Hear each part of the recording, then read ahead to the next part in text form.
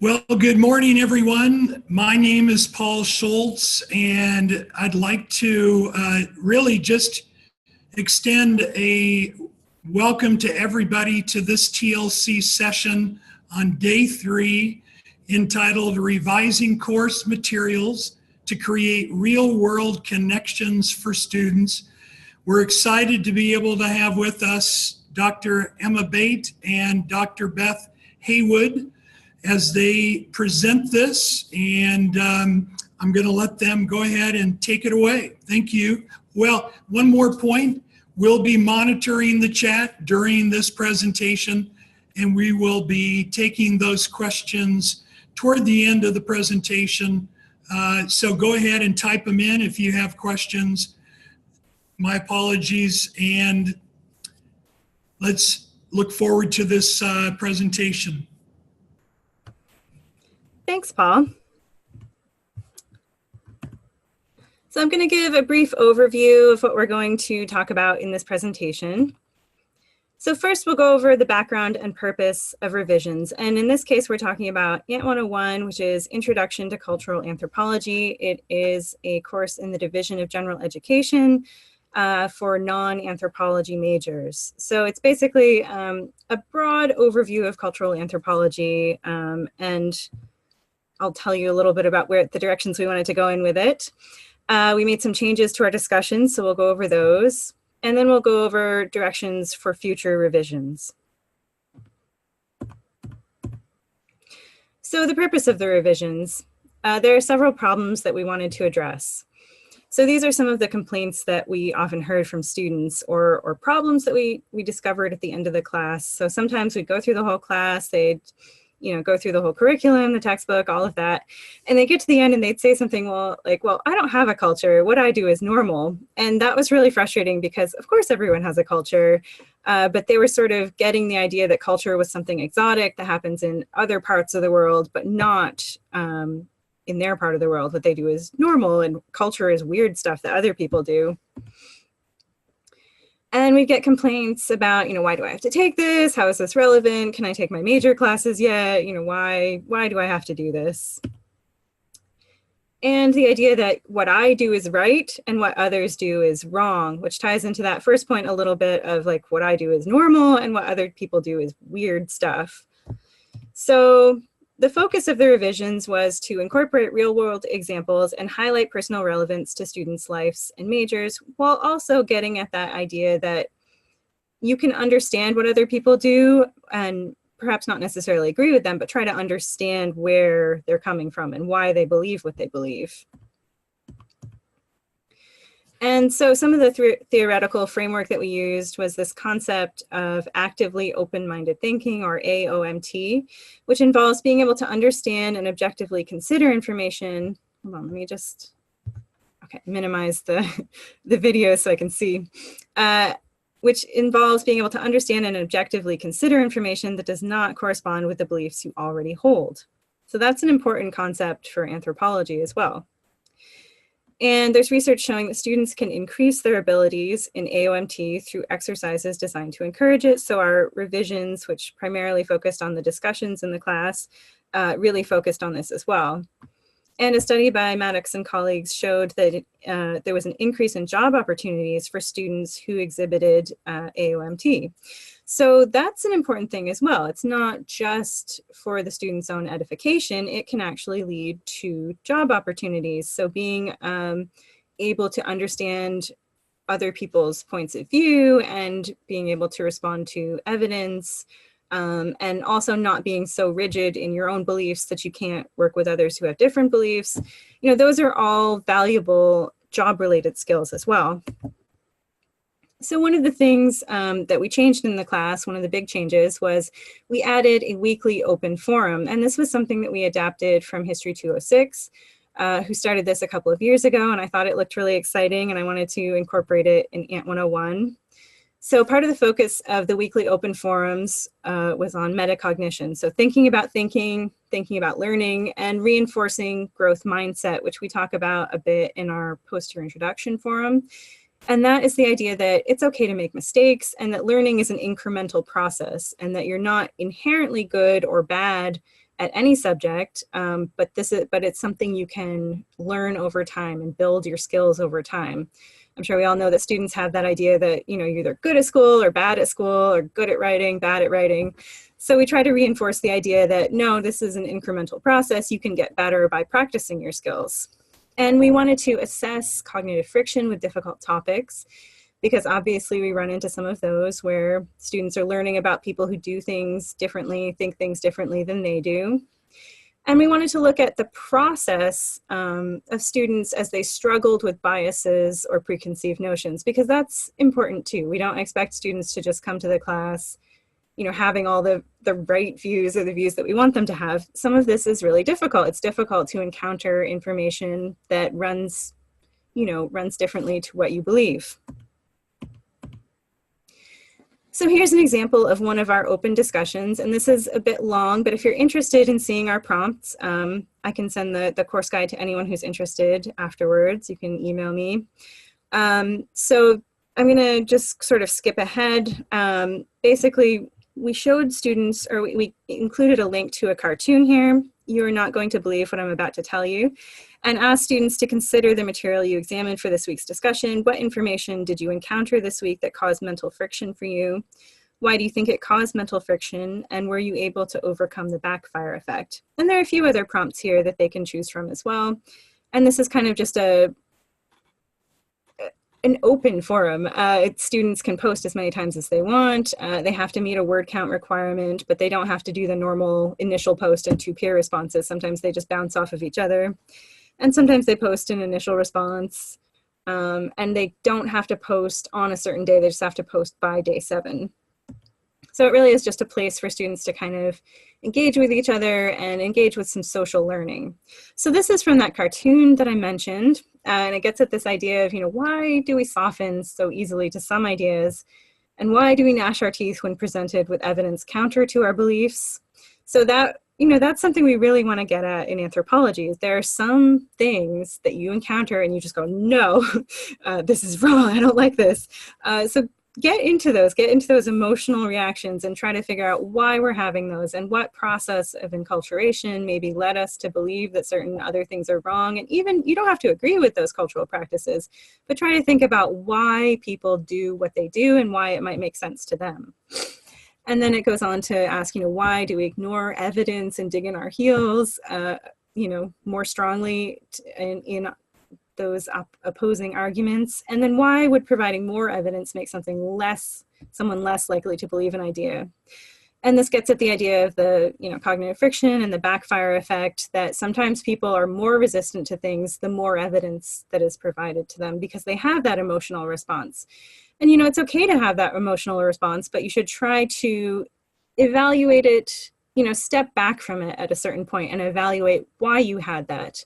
And try to evaluate the other side of the coin as well. And so I've included a link to the cartoon as well. I think it's a good way to kind of engage with students about these cognitive processes that are happening during the course. So one student said, the course materials cause mental friction for me because I know that I'm guilty of stereotyping society and cultures based on limited information I have received.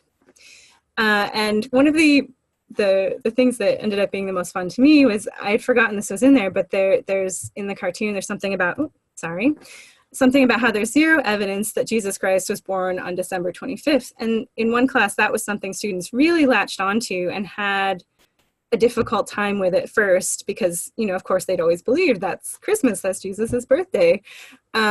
And they had this sort of struggle where they're like, well, what else have I been taught all along that isn't true? Or is this really the case? And one student said she called her pastor to ask if Jesus was really born on December 25th.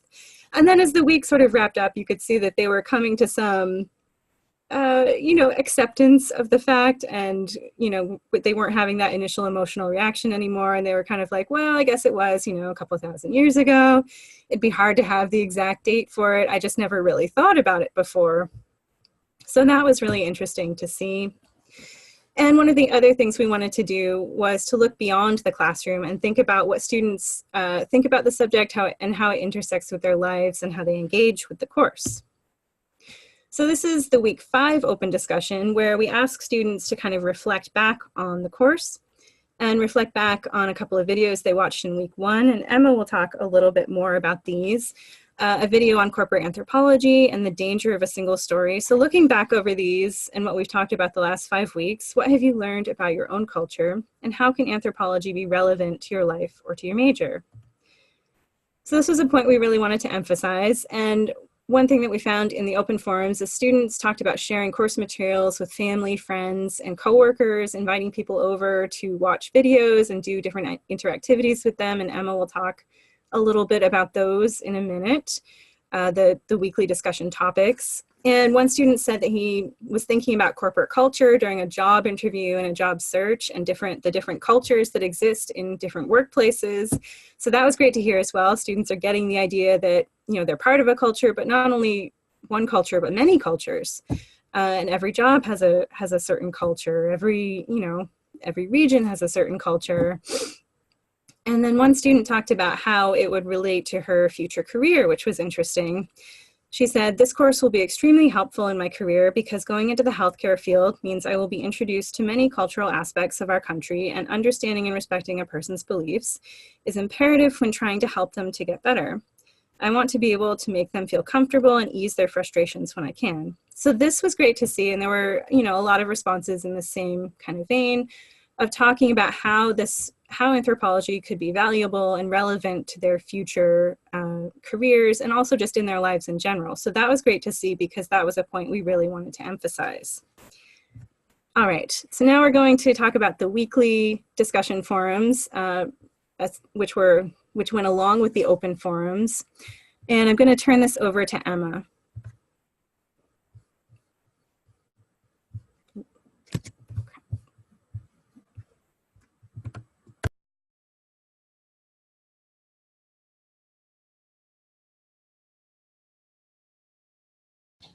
Okay, can you hear me? The screen did something weird when I took the remote control there.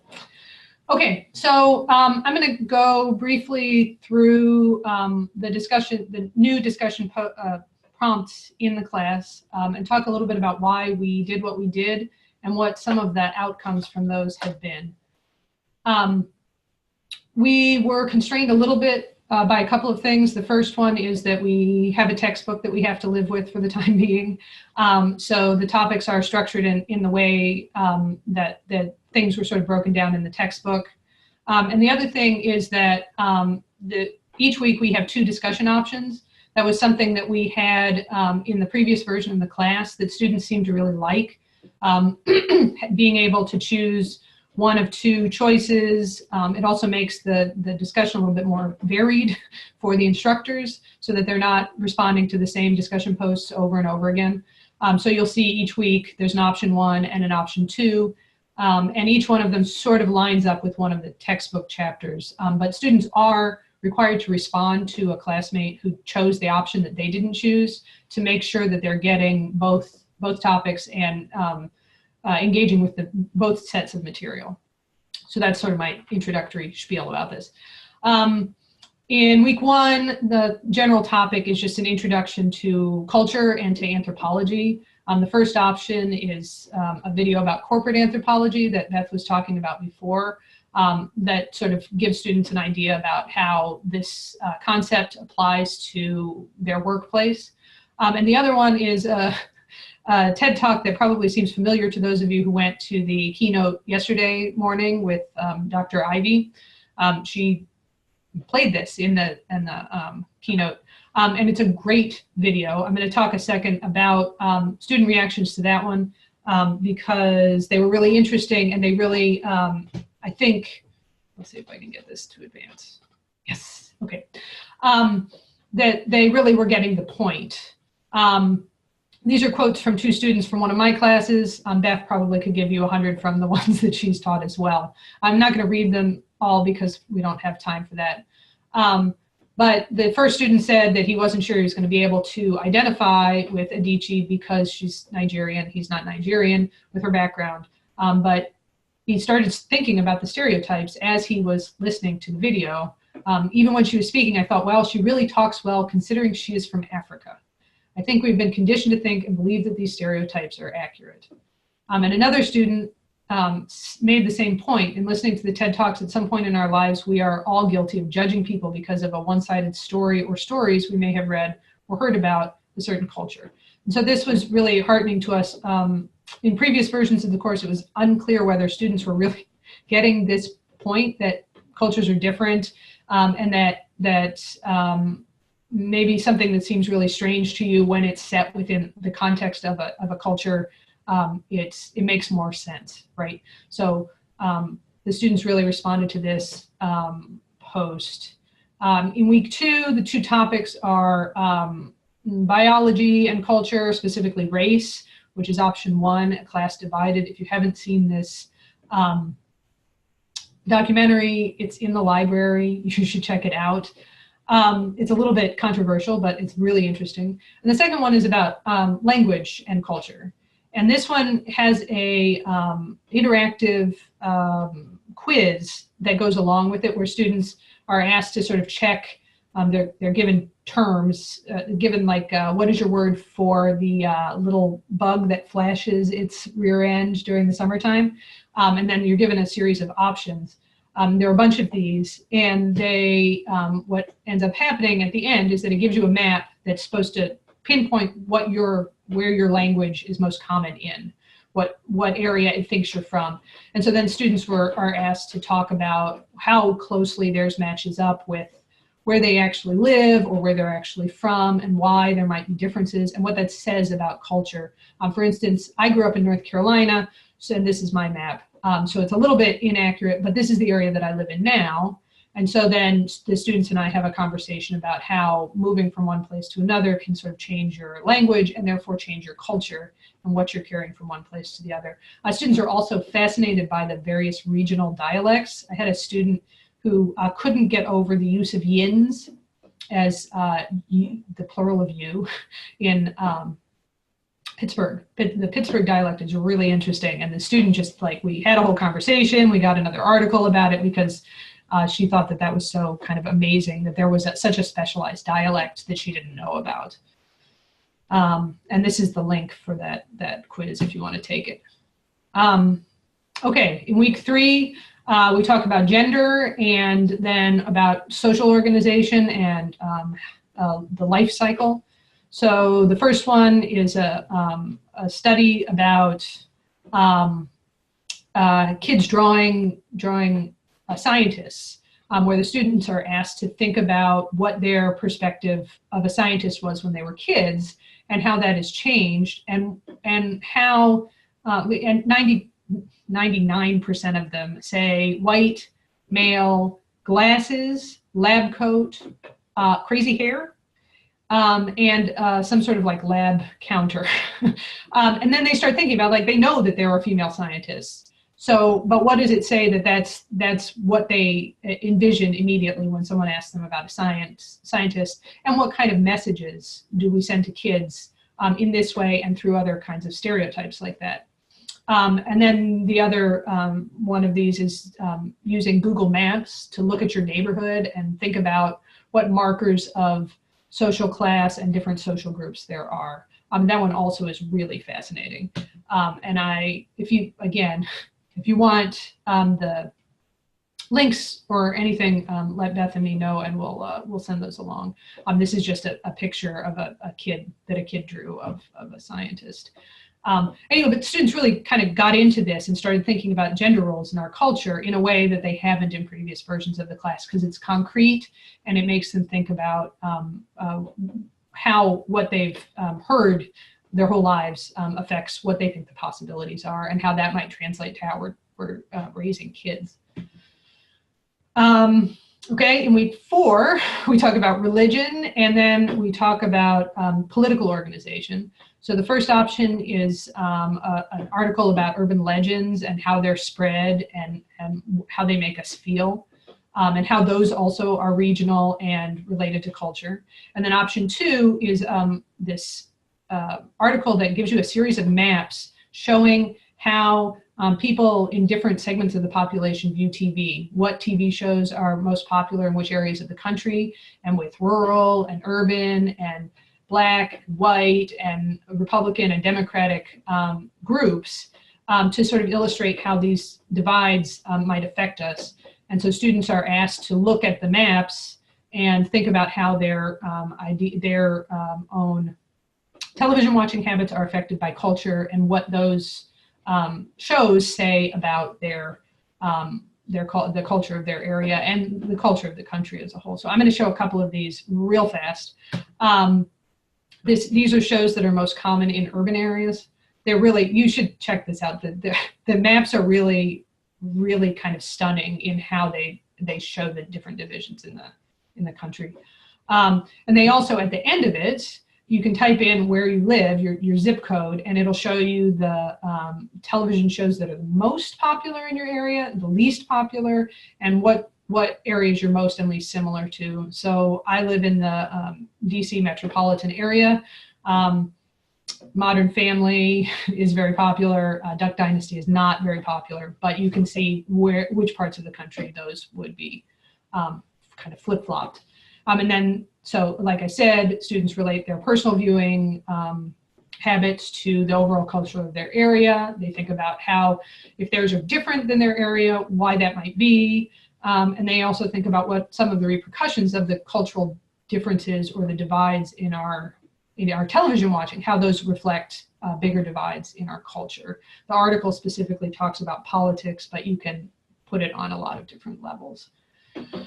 Okay. And then in week 5, we're talking about the economic system, and we're also talking about globalization. For the economic system, they read 2 articles that probably are a little bit more controversial in the sense that they talk about divides between rich and poor people in our culture and how those are exacerbated by our culture. And then option 2, they actually listened to a podcast about a reality TV show in Somalia that was designed to change the culture of Somalia. And both of these kind of invite them to think again about culture and about how cultures affect each other, and about how all of the different pieces that we've been talking about throughout the course fit together to affect various phenomena in our culture and elsewhere. So in this is the final quote from a student.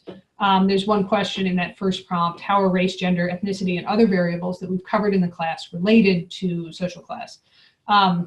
And this student really hit the nail on the head for me anyway. I believe that you are what you make yourself, but I also believe that it's hard to break out of the box people have put you into. Society has made it hard for people who grow up poor to make it out of the ghetto and make something of themselves, or people who are racial or culturally profiled to leave that image. Class divides people by many different factors, and once you're labeled within that class, many find it hard to get out of the stigma. One of the things that we actually did want students to leave the class with was an understanding that social classes exist in our culture, and that they cross-cut some of these other divides that we're used to thinking about in the student. And many of the other students clearly got that point from the class. So that's a really brief overview of what we did, because we're running to the end of our time. Feel free to ask questions about any of those. Future directions, I talked about the textbook at the beginning. We're doing a new, we're revising the textbook. It's a fairly hefty revision of the textbook that hopefully will be in by the end of 2019, beginning of 2020. And then new assignments to go along with that. The assignments in the class are pretty old, and they don't align with this new direction that the class is taking. So between the new textbook and the new assignments, the class is going to be radically different, I think. We want to tweak the discussions a little bit.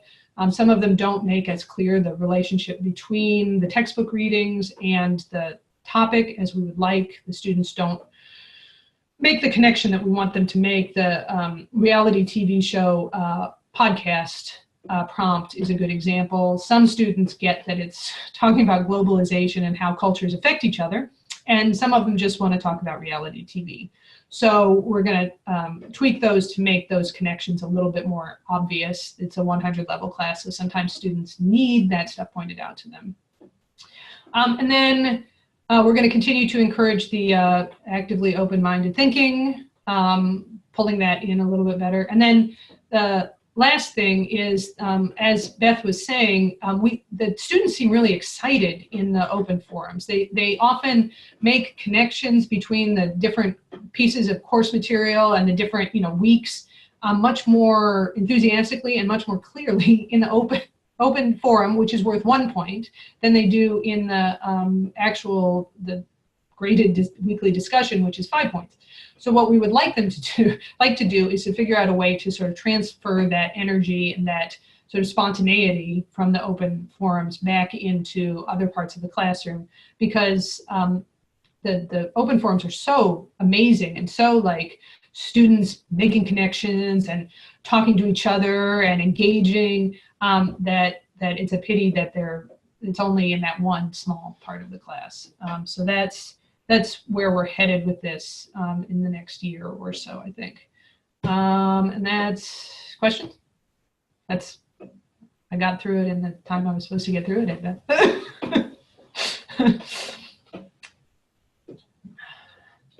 Okay. Debbie, I'm glad you liked the class.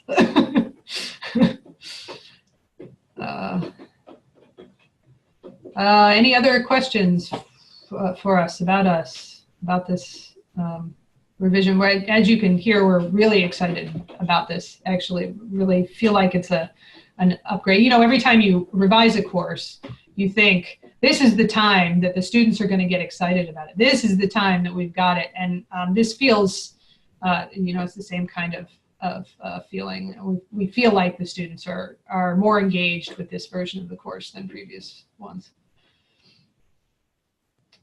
Anyone?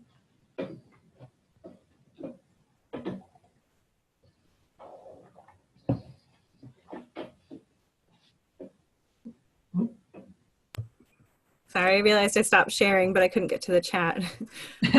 If we're waiting for questions, I'll just do like a quick. Yeah. I was going to do. Oh, it doesn't want to go there. Oh, no, there we go. A quick plug for the Ashford University Research Symposium, which is going to be next April. It's going to be student presentations on their research. So a lot of graduate students, our masters, our new doctoral program, but also some undergraduates as well. If you have students in upper level courses or doing capstones or things like that, just kind of keep that in mind, and maybe, send them the information when it comes out. I think around the beginning of the year, there should be a notice about it.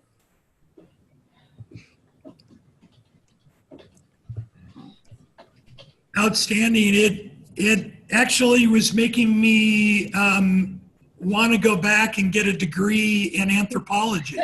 Nice. That is the goal, right? We're also recruiting for the anthropology program. Yeah. I have had students say that they want to add a major or minor, so it's exciting. Yeah. That's good. Well, and did you have a link or where we could go to see the data, Emma, about the TV? Oh yeah, let me grab that link. You can also just, if you want the whole course guide or anything, you can also just email me, and I'm happy to send it. It's got all the links to all of the discussions. Cool. Paste that in there. Here. Yeah, it looks like Debbie Carpenter wants to join me in my study group. So Hey, the more the merrier. I love it. This one is good too. This is the dialect quiz too. It's also fun. Oops, did I get that right? That's cool. Yeah. Oops, I think I did that wrong. That's probably not right. I think they just kind of ran into each other. Yeah, they ran into each other. It does take you to the the Duck Dynasty stuff though. This is the dialect quiz. And yeah, that one was really accurate for me. I grew up in Vermont, and it just was a big big blue Vermont for me, or red, whatever the color is for the most similar. That was exactly what it got. Red. Yeah, I would say half the students, it was dead on for them, and the other half, but then when they started thinking about it, like, well, okay, I was born in California, but I was raised here, and I've lived over here for a little while, all that kind of stuff. So, which makes the point about culture also in a slightly different way.